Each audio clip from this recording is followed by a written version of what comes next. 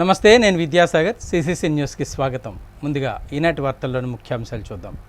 తూర్పుగోదావరి జిల్లా రాజమహేంద్రవరంలో నూతన 10 కోర్టుల భవన సముదాయాల ప్రారంభోత్సవం కార్యక్రమం అత్యంత ఘనంగా నిర్వహించారు. తూర్పుగోదావరి జిల్లా రాజమహేంద్రవరంలో నూతన కోర్టు భవన సముదాయాలు ప్రారంభోత్సవ కార్యక్రమానికి ముఖ్య అతిథులుగా హైకోర్టు ప్రధాన న్యాయమూర్తి జస్టిస్ లిసా గిల్ విచ్చేశారు. ఆమె చేతుల మీదుగా ప్రారంభోత్సవ కార్యక్రమం జరిగింది. తొలుత శిలాఫలకం ఆవిష్కరించారు. గార్డ్ ఆఫ్ ఆనర్ పూర్ణ కుంభం స్వాగతంతో న్యాయమూర్తులకు ఘన స్వాగతం పలికారు. జిల్లా పరిపాలనా న్యాయమూర్తి జస్టిస్ బొట్టు దేవానంద్, హైకోర్టు న్యాయమూర్తులు justice R Raghunandan Rao, justice బివిఎల్ఎన్ చక్రవర్తి, జస్టిస్ సుమతి జగడ, జస్టిస్ న్యాపతి విజయ్ పాల్గొన్నారు.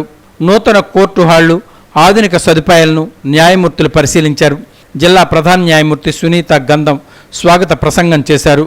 నూతన భవన నిర్మాణ విశేషాలు జిల్లా ప్రధాన న్యాయమూర్తి వివరించారు. న్యాయ వ్యవస్థలో ఆధునిక మౌలిక వస్తువుల ప్రాముఖ్యతపైన న్యాయమూర్తులు ప్రసంగించారు. ప్రజలకు త్వరితగతిన న్యాయం అందించడంలో కోర్టు సదుపాయాల అవసరంపై దృష్టి సారించాలన్నారు. ఈ కార్యక్రమంలో తూర్పుగోదావరి జిల్లా SPD Narasimha Kishore, Rajahmundry bar association అధ్యక్షులు సిహెచ్వి ప్రసాద్, పలువురు ప్రముఖ న్యాయవాదులు పాల్గొన్నారు.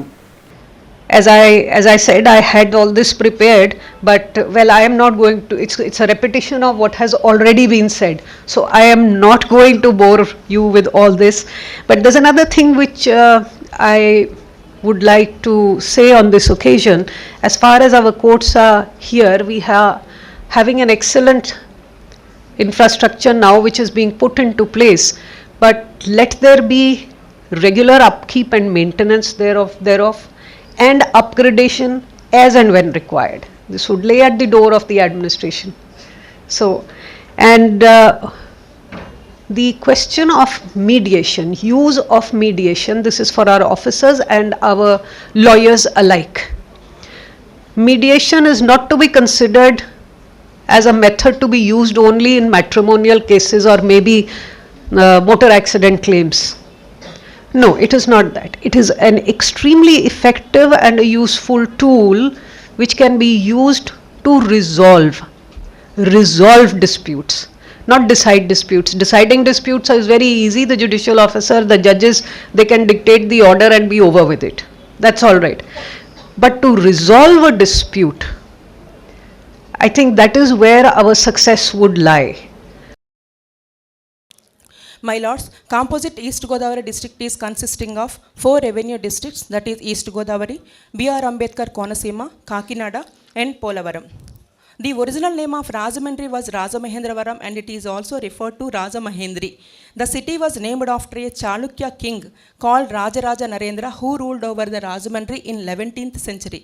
It is a mesmerizing city located on the bank of the Akhanda Godavari river with nature attraction, scenic ghats, historic temples, famous for its agriculture, floriculture, history and cultural heritage, and this is holy place with self-manifest temples around the city, and it is referred to as cultural capital of Andhra Pradesh.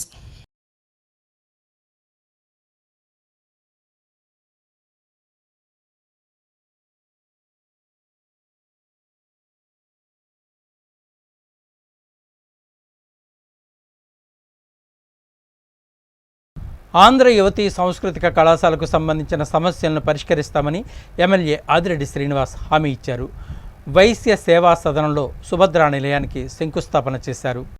Rajamahendravaram Godavari గట్టున ఉన్న వైశ్య సేవా సదనంలో సుభద్రా నిలయానికి శంకుస్థాపన కార్యక్రమాన్ని శనివారం Rajamahendravaram city MLA Adireddy Srinivas చేతుల మీదుగా ఘనంగా నిర్వహించారు. 100 ఏళ్ల చరిత్ర కలిగిన సదనం మళ్లీ పూర్వ వైభవాన్ని సంతరించుకునేలా కమిటీ కృషి చేయాలని, వారికి అవసరమైన సహాయ సహకారాలు అందిస్తామని ఆదిరెడ్డి భరోసా ఇచ్చారు. త్వరితగతిన నిర్మాణ పనులు పూర్తి చేసి వచ్చే ఏడాది జరిగే గోదావరి పుష్కరాల నాటికి అందుబాటులోకి తెచ్చేలా పర్యవేక్షణ చేయాలని కమిటీ సభ్యులకు సూచించారు. సదనంతో పాటు నన్నయ్య యూనివర్సిటీని అనుబంధంగా ఉన్న ఆంధ్ర యువతి సాంస్కృతిక కళాశాలకు సంబంధించిన పలు సమస్యలను కరస్పాండెంట్, ఇతర నిర్వాహకులు ఎమ్మెల్యే వాసు దృష్టికి తెచ్చారు. నన్నయ్య ఉప కులపతితో చర్చించి ఆయా సమస్యల పరిష్కారానికి చర్యలు తీసుకుంటున్నామని అన్నారు. ఈ పాఠశాల, కళాశాలలో చదువుతున్న విద్యార్థులు అత్యుత్తమ మార్కులతో ఉత్తీర్ణత సాధించి సదనం పేరు ప్రతిష్టలను ఇనుమడింపచేస్తున్నారని ఎమ్మెల్యేకి వివరించారు. ఆర్య వైశ్య ప్రముఖులు ముందుకు వచ్చి సదనం సుభద్రా నిలయాన్ని పూర్తి చేసేందుకు చొరవ తీసుకోవడం అభినందనీయమని ఎమ్మెల్యే ప్రశంసించారు. అనంతరం కమిటీ అధ్యక్షుడు గాదే కిషోర్, సెక్రటరీ కరస్పాండెంట్ కోట్ల కనకేశ్వరరావు మాట్లాడుతూ సదనం ఇప్పటికే 100 ఏళ్లు పూర్తి చేసుకుందని, ఇప్పుడు సదనం సుభద్రా నిలయాన్ని మరొక 100 ఏళ్ల పాటు చరిత్రలో నిలిచి ఉండేలా నిర్మాణం చేస్తామని అన్నారు. తమ కమిటీకి గౌరవ అధ్యక్షుడిగా ఏపీఐఐసి మాజీ చైర్మన్ శ్రీకాకుళపు శివరామ సుబ్రహ్మణ్యం వ్యవహరిస్తున్నారని, ఆయన మార్గదర్శకత్వంలో సూచనల మేరకు ముందుకు సాగుతున్నామని అన్నారు. ఇక్కడ చదువుతున్న వారికి ఉచితంగా వసతి, భోజన సదుపాయాలని కల్పిస్తున్నట్లు తెలిపారు. ఈ నిర్మాణ కార్యక్రమానికి విచ్చేసిన ఎమ్మెల్యే ఆదిరెడ్డి శ్రీనివాస్కు కృతజ్ఞతలు తెలిపారు. విద్యార్థులకు భోజన సదుపాయాన్ని ధర్మకర్త నాళం వెంకటేష్ ప్రతిరోజు నాళం వారి సత్రం నుంచే సమకూర్చుతున్నారని పేర్కొన్నారు. కార్యక్రమంలో శెట్టి జగదీష్, పెంటపాటి సుభాష్, గమిని రంగయ్య, మాటూరి రంగారావు, పులవర్తి లక్ష్మణస్వామి, మాటూరి ఆదినారాయణ, నిమ్మలపూడి గోవింద్ తదితరులు పాల్గొన్నారు. ముఖ్యంగా నేను చెప్పేది ఏంటంటే, ఈ సంస్థ ప్రెసిడెంట్ కింద 100 సంవత్సరాల చరిత్ర కలిగిన సుభద్రా నిలయాన్ని ఇంకా వయసు అయిపోయి తీసేయడం జరిగింది. ఇంకొక 100 సంవత్సరాలు అది చక్కగా రాజమండ్రికి మహిళలందరికీ కూడా విద్య అందించేటట్టుగా ఇంకొక 100 సంవత్సరాలు నిలబడేటంత గొప్పగా బిల్డింగ్ కట్టాలని మా కమిటీ నిర్ణయించుకుంది. దాని ప్రకారమే మేము ముందుకు వెళ్తున్నాం. ఉచితంగా చదువు, విద్య మరియు మన ఉచిత వసతి, భోజనాలు కూడా మేము కల్పిస్తున్నాం. ఇక్కడ ఇది మీకు అందరి ముందు మేము సవాలుగా గౌరవంగా చెప్పగలను. ఆంధ్రలో ఉన్నటువంటి ఏకైక సంస్థ, అన్ని కులాలు చదివించే సంస్థ మాదని చెప్పి మేము సగౌరవంగా మీకు వినయించుకున్నాం. ఈ సుభద్రా నిలయాన్ని ఇంకా ఇది 100 సంవత్సరాలు దాటినందుకు ఇది మళ్ళీ పునర్నిర్మాణం చేసుకుంటున్నాం. ఇది ఇంకా కాబోయే తరాలందరికీ కూడా ఉచితంగా చదివిస్తామని చెప్పని మీకు పత్రికా విలేకరులుగా మేము చెప్తే మాకు చాలా ఆనందంగా ఉంది. వాళ్ళ వసతికి కానీ దేనికైనా సరే 1 రూపాయి కూడా మనం రుసుము కింద తీసుకోకుండా ఉచిత విద్యను, ఉచిత వసతిని అన్నిటినీ అందజేస్తున్నాం మా కమిటీ సభ్యులందరం కలిసి. ఇది చాలా పురాతనమైనటువంటి స్కూలు. ఇక్కడే నేను చదువుకున్నాను అంటేనే మీకు అందరికీ అర్థమవుతుంది. ఇక్కడ చదువుకున్న వాళ్ళు మళ్ళీ ఇక్కడికే వచ్చి ఈ స్కూల్లోనే సర్వీస్ చేయడం చాలా ఆనందంగా ఉంది. రాయుడుపాకల గ్రామం చాగలనాడు తిరుమల క్షేత్రంలో ఆలయ రాజగోపురం ప్రాకార మండపం శంకుస్థాపన మహోత్సవం నేత్రపర్వంగా నిర్వహించారు. రాయుడుపాకల గ్రామం చాగలనాడు తిరుమల క్షేత్రంలో ఆలయ ధర్మకర్త బుద్దాల సూర్యనారాయణ సత్యవతి దంపతులు నిర్మించబడిన శ్రీ లక్ష్మీ పద్మావతి గోదా ఆండాల్ సహిత శ్రీ వెంకటేశ్వర స్వామివారి దేవస్థానం ఆవరణలో స్వామివారి ఆలయ రాజగోపురం ప్రాకార మండపం శంకుస్థాపన మహోత్సవం వైభవంగా జరిగింది. వైకానస ఆగమ మహదాచార్యులు శ్రీమాన్ కండవల్లి రాధాకృష్ణమాచార్యులు బృందంచే శనివారం ఉదయం 10:37 ఆలయ ధర్మకర్త కుమారులు బుద్దాల డెవలపర్స్ అధినేతలు బుద్దాల వెంకన్నబాబు, లక్ష్మీదేవి దంపతులు బుద్దాల అమ్మిరాజు, సూర్యదేవర కుమారి దంపతులచే కలియుగ దైవం తిరుమల తిరుపతి దేవస్థానంలో ఎటువంటి రాజగోపురం ఉందో అదేవిధంగా 50 అడుగుల స్వామివారి ఆలయ రాజగోపురం ప్రాకార మండపాలకు శంకుస్థాపన, వాస్తు హోమం, ముహూర్తం నిశ్చయం చేశారు. అనంతరం ప్రతి శనివారం విచ్చేసే భక్తులకు ఆలయ ధర్మకర్తలు, ఆలయ కమిటీ సభ్యులచే నిర్వహిస్తున్న భక్తులకు అన్నప్రసాద వితరణ కార్యక్రమం ఏర్పాటు చేశారు. ఈ కార్యక్రమానికి రాజానగరం ఎమ్మెల్యే భార్య బత్తుల వెంకటలక్ష్మి, రాజానగరం మాజీ ఎమ్మెల్యే జక్కంపూడి రాజా పాల్గొని స్వామివారిని దర్శించుకుని కార్యక్రమంలో పాల్గొన్నారు. ఈ కార్యక్రమంలో రాయుడిపాకలు, పాలచెర్ల, కోలమూరు, దివాంచెరు చుట్టుపక్కల గ్రామాల నుండి గ్రామ పెద్దలు, భక్తులు భారీ సంఖ్యలో పాల్గొని స్వామివారిని దర్శించుకుని అన్నప్రసాదం స్వీకరించారు.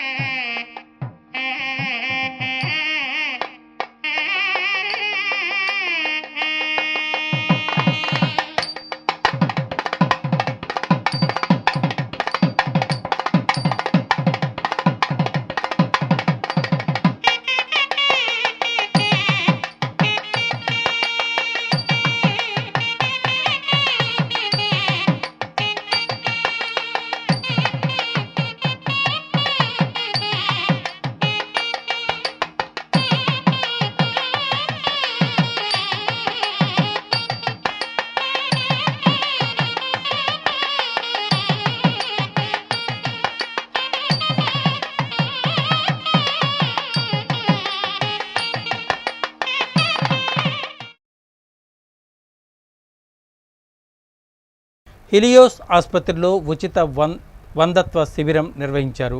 డాక్టర్ కంబంపాటి లలిత వైద్య పరీక్షలు చేశారు.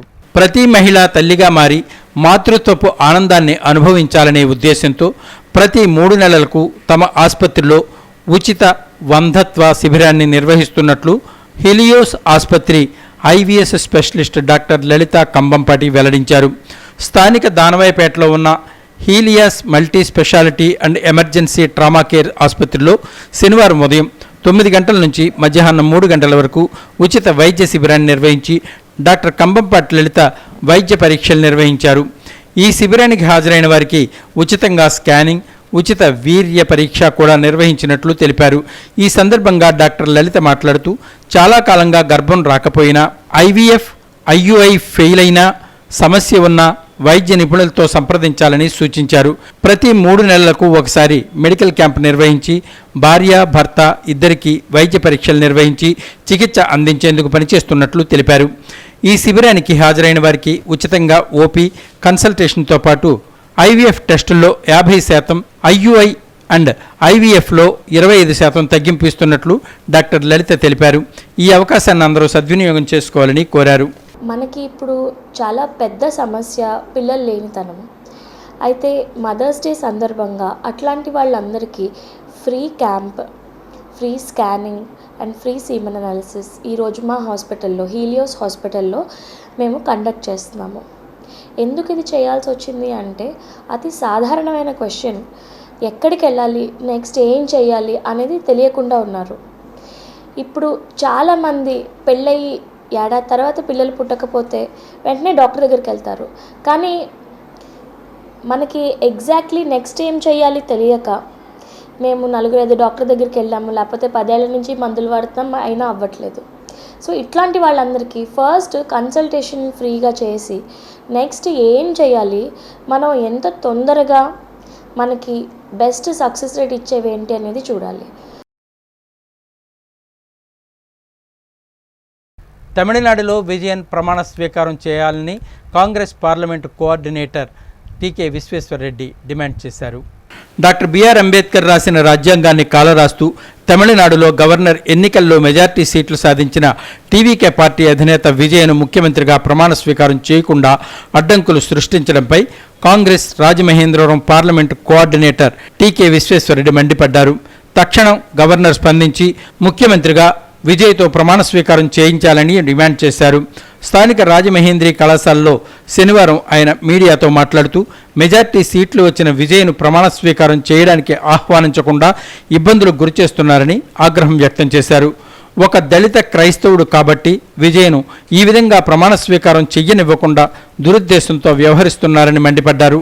ఇటీవల దళిత క్రైస్తవులకు ఎస్సీ హోదా వర్తించదని సుప్రీంకోర్టుతో తీర్పు చెప్పించారని, అంబేద్కర్ రాసిన రాజ్యాంగాన్ని పక్కన పెట్టి హిందూ రాజ్యాంగాన్ని అమల్లోకి తేవాలని మోదీ, అమిత్ షా కుట్ర పన్నుతున్నారని ధ్వజమెత్తారు. అంబేద్కర్ను పార్లమెంటు సాక్షిగా అవమానించిన అమిత్ షా బయట దర్జాగా తిరుగుతున్నారని ఆగ్రహం వ్యక్తం చేశారు. తమకు వ్యతిరేకంగా ఉన్న ప్రభుత్వాలపై సిబిఐ, ఈడీ, ఎన్నికల కమిషన్ వంటి స్వతంత్ర వ్యవస్థల్ని అడ్డుపెట్టుకుని ఇబ్బందులకు గురిచేయడం ప్రజాస్వామ్యంలో తగదని వ్యాఖ్యానించారు. తాను కులాన్ని, మతాన్ని అడ్డుపెట్టుకుని రాజకీయం చేయబోనని విజయ్ ముందుగానే చెప్పి ఎన్నికల్లో పోటీ చేసి విజయం సాధించారన్నారు. అందుకే కాంగ్రెస్ పార్టీ లోక్సభ పక్ష నేత రాహుల్ గాంధీ తమిళనాడులో ఆయనకు మద్దతుగా నిలిచారన్నారు. ఎస్సీ, ఎస్టీ, బీసీ సంక్షేమ సంఘం రాష్ట్ర ఉపాధ్యక్షుడు ఎల్వి ప్రసాదరావు మాట్లాడుతూ రాజ్యాంగానికి వ్యతిరేకంగా బీజేపీ వ్యవహరిస్తోందని, న్యాయస్థానాల్ని అడ్డుపెట్టుకుని సామాన్య ప్రజలను ఇబ్బంది పెట్టేలా చేస్తున్నారని ధ్వజమెత్తారు. రాజ్యాంగాన్ని పక్కన పెట్టి మతం, కులాన్ని ముందు పెట్టుకుని మనుధర్మశాస్త్రం అనువాదంతో దేశాన్ని 100 ఏళ్లు వెనక్కి వెళ్లేలా చేస్తున్నారని విమర్శించారు. ఈవేళ వాళ్ళ ఉద్దేశం ఏంటంటే ఏదైతే అంబేద్కర్ గారు రాసిన రాజ్యాంగం ఉందో దాన్ని రద్దు చేసి హిందూ రాజ్యాంగం తీసుకురావాలి భారతదేశంలో అన్నటువంటి ఒక కుటిలమైన ప్రయత్నం జరుగుతుంది. ఆ ప్రయత్నంలో భాగంగానే ఇక్కడ తమిళనాడులో మరి ఇతన్ని ఎవరైతే అత్యధిక మెజారిటీతో గెలిచి 108 సీట్లు మరి గెలిచినటువంటి ఈ విజయ్ని ముఖ్యమంత్రిగా ప్రమాణం చేయడానికి గవర్నర్ ఆహ్వానించకపోవడానికి అదే కారణం. అయితే ఈరోజు చాలా ప్రభుత్వాలు చూసాం. ఏదైతే ఈరోజు నడుస్తున్న ప్రభుత్వం ఇక్కడ ఆంధ్రప్రదేశ్లో ఉన్న ప్రభుత్వం అవ్వచ్చు, కేంద్ర ప్రభుత్వం అవ్వచ్చు, వీరు రాజ్యాంగానికి విరుద్ధంగా వీరు ఏమనుకుంటే అది చెయ్యాలి, న్యాయస్థానాన్ని కూడా వీళ్ళ చేతిలో పెట్టుకొని ప్రజలను ఇబ్బంది పెట్టడమే, సామాన్యులను ఇబ్బంది పెట్టడమే వీళ్ళు ఒక కర్తవ్యంగా తీసుకున్నారు.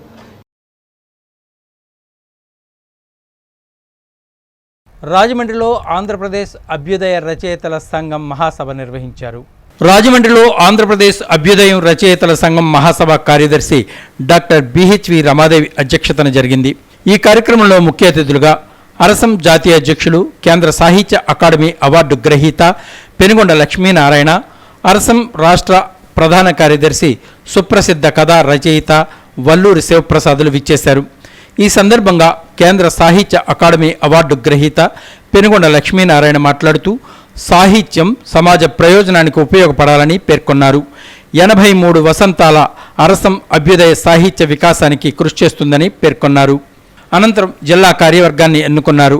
జిల్లా గౌరవ సలహాదారునిగా సేవారత్న లోలబట్టు శ్రీనివాసరాజు, గౌరవ అధ్యక్షులుగా డాక్టర్ పివిబి సంజీవరావు, ఆచార్య తురపట్ల సత్యనారాయణ, అధ్యక్షునిగా గండి స్వామి ప్రసాద్, ప్రధాన కార్యదర్శిగా పువ్వల సూర్యనారాయణ, ఉపాధ్యక్షులుగా పెరవలి యేసుబాబు, జామి సత్యనారాయణ, కార్యదర్శులుగా డాక్టర్ బిహెచ్వి రమాదేవి, పలువురు కార్యవర్గ సభ్యులుగా మరికొందరు ఎన్నికయ్యారు.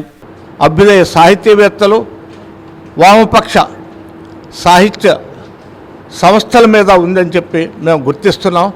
ఈ సభల్లో రాష్ట్ర వ్యాప్తంగా 200 మందికి పైగా ప్రతినిధులు అన్ని జిల్లాల నుంచి వస్తున్నారు. జాతీయ స్థాయి నుంచి కూడా మిత్రులు పాల్గొని ఇక్కడ సందేశాలు ఇస్తారు. అనేక అంశాల మీద 6 అంశాలు ఏర్పాటు చేశాం. 6 అంశాల్లో ప్రముఖ సాహిత్యవేత్తలు ఉపన్యాసాలు ఇస్తారు. 83 సంవత్సరాలు సుదీర్ఘకాలం భారతీయ చరిత్రలోనే ఏ సాహిత్యానికి లేనటువంటి ఘనమైనటువంటి చరిత్ర అభ్యుదయ రచయితల సంఘానికి ఉన్నది. ముఖ్యంగా మన రాష్ట్రంలో ఇంత సుదీర్ఘకాలం పనిచేసినటువంటి సంస్థ మరొకటి లేదని అనుకోవచ్చు. 83 వసంతాలు పూర్తి చేసుకున్న సందర్భంగా ఇప్పటికీ 19 రాష్ట్ర మహాసభలను నిర్వహించుకున్నాం. రేపు తిరుపతిలో 20వ రాష్ట్ర మహాసభని మే 23, 24న భారీ ఎత్తున నిర్వహించుకోవడం జరుగుతున్నది. రాజమండ్రి త్యాగరాజ నారాయణదాస సేవా సమితి 75 వసంతాల సందర్భంగా పద్య నాటకం ప్రదర్శించారు. సంగీత మహోత్సవాల్లో పద్య నాటకం అదరగొట్టారు. శ్రీకృష్ణ రాయబారం ఘట్టం ఆద్యంతం ఆకట్టుకుంది. శ్రీ త్యాగరాజ నారాయణదాస సేవా సమితి 75 వసంతాల సందర్భంగా అమృతోత్సవంలో భాగంగా విజయవాడకు చెందిన డాక్టర్ రామన్ ఫౌండేషన్, శ్రీ సాయిబాబా నాట్యమండలి ఆధ్వర్యంలో డాక్టర్ పివిఎన్ కృష్ణ బృందం శ్రీకృష్ణ రాయబారం పౌరాణిక పద్య నాటకం ప్రదర్శించారు. శ్రీకృష్ణ దర్శనార్థం ద్వారకకు అర్జునుడు బయలుదేరడం దగ్గర నుంచి నాటకం ఆరంభమైంది. నటీనటులు నాటకాన్ని రక్తి కట్టించారు.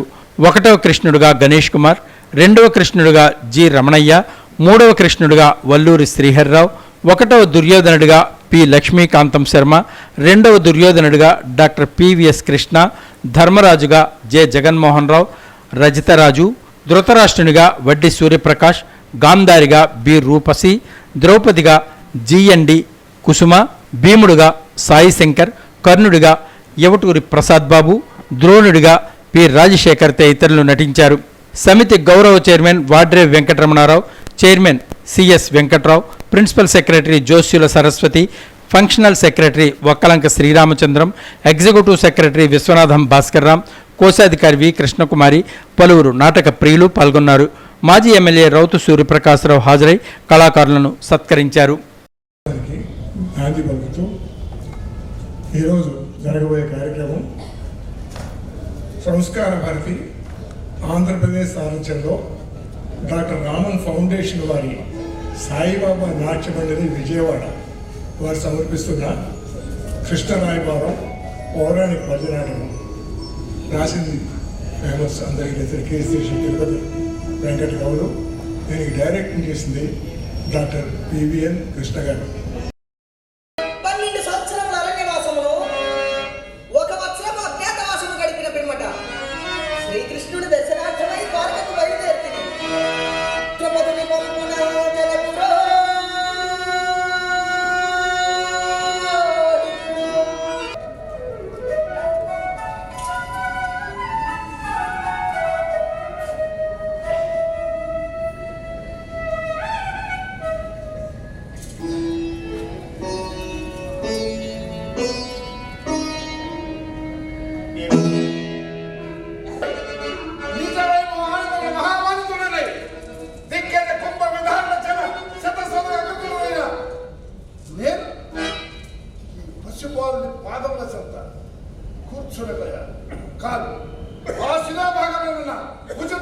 ఆసనమే మాకు సముచితమైన ఆసనం.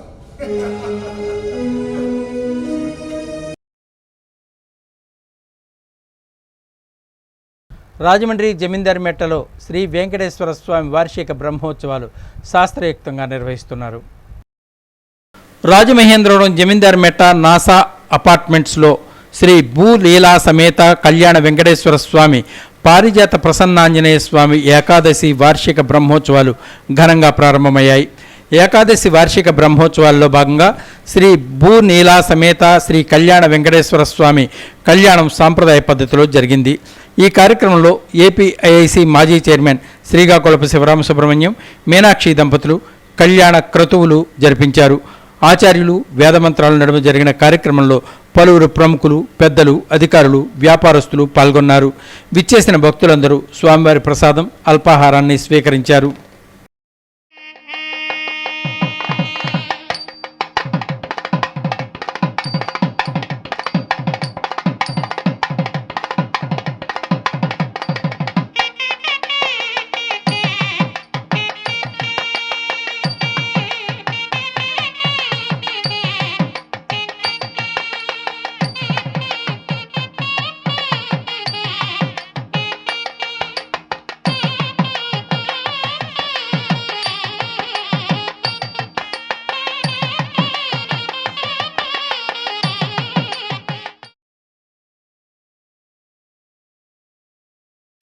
రాజమండ్రిలో పలుచోట్ల ఆధ్యాత్మిక సేవా కార్యక్రమాలు నిర్వహిస్తున్నారు. బ్రాహ్మణుల ఆత్మాభిమానం దెబ్బతినేలా కొన్ని వర్గాల వారు ప్రయత్నం చేస్తున్నారని, వారి ప్రయత్నాలు ఎదుర్కొనేందుకు తూర్పుగోదావరి జిల్లా వ్యాప్తంగా గడప గడపకు బ్రాహ్మిణ్ అనే కార్యక్రమాన్ని నిర్వహిస్తున్నట్లు జిల్లా బ్రాహ్మణ సంఘం అధ్యక్షులు మాదిరా శ్రీనివాస్ వెల్లడించారు. ఇందుకు సంబంధించిన ప్రమాణ పత్రాన్ని రాజమండ్రి నగర బ్రాహ్మణ సంఘం అధ్యక్షులు దూర్వాసల సత్యనారాయణ ఆధ్వర్యంలో సీతంపేటలో ఆవిష్కరించారు. ఈ కార్యక్రమంలో నగర బ్రాహ్మణ సంఘం అధ్యక్షులు దూర్వాసుల సత్యనారాయణ, నగర కార్యదర్శి నిడమర్తి వెంకట్, ఉపాధ్యక్షులు నాగసాయి, సంయుక్త కార్యదర్శి విప్పర్తి రవికిరణ్, యువజన ఉపాధ్యక్షులు అజ్జరపు ప్రవీణ్, యువజన కార్యదర్శి గుడిపూడి సునీల్ గౌతమ్, యువజన సంయుక్త కార్యదర్శి సాయి తదితరులు పాల్గొన్నారు.